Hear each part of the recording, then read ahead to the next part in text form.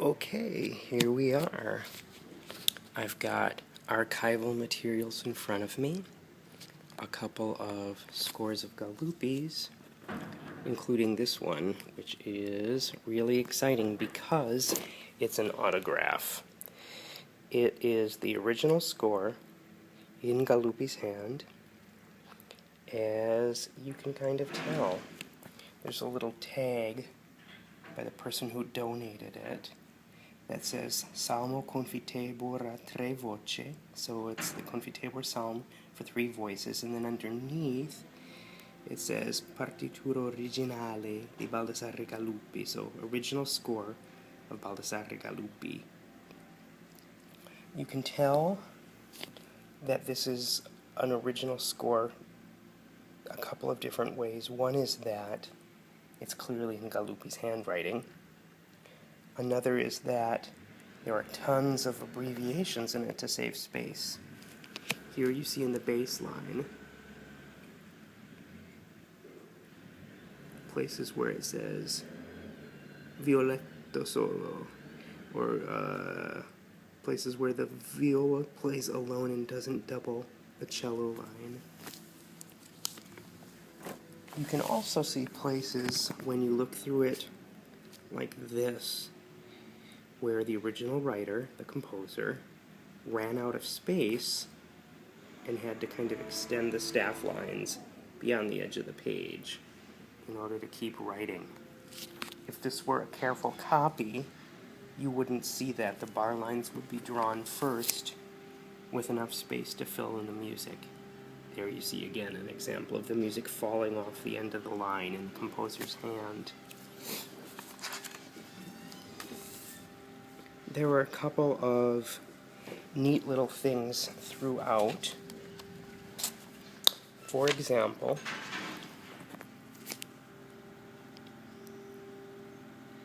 look carefully. This is from 1770, when Galuppi was already in his late 60s.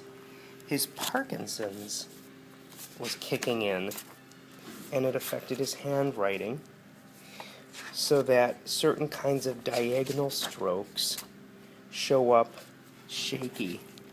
There's a difference in the upward diagonal strokes from the downward diagonal strokes.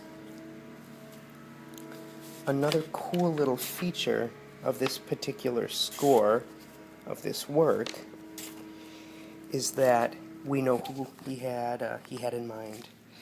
Here's one of the solo movements, and he's written in the margin the name of the soloist, a woman named Orsetta. Actually, she was a girl, she wasn't a woman, since this was written for a girls' orphanage choir. As you go through, here's another cool little abbreviation. When you're writing with a feather pen and you have to draw dots over a series of notes, you just see this squiggly line instead, because one squiggly line is easier to draw than 55 individual little dots that wear out the nib of the pen.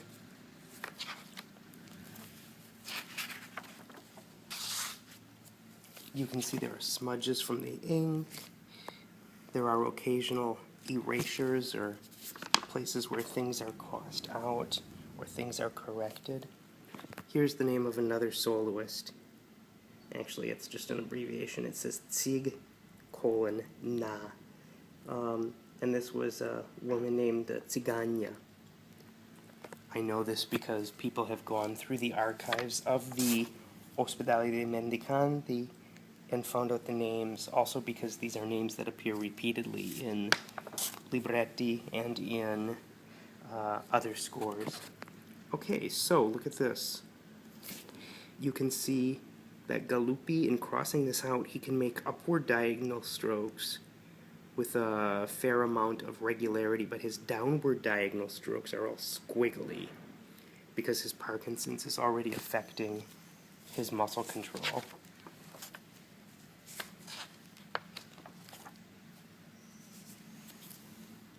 Two more soloists.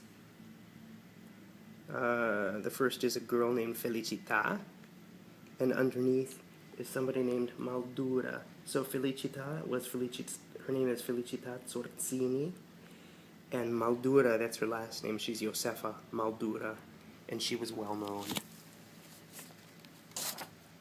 Some of these girls or women achieved a great deal of local fame, even though the public never saw them. They performed from behind screens, singing down into a room where the audience sat below. So this is it, Confiteor in C minor, written for the Ospedale dei Mendicanti in 1770.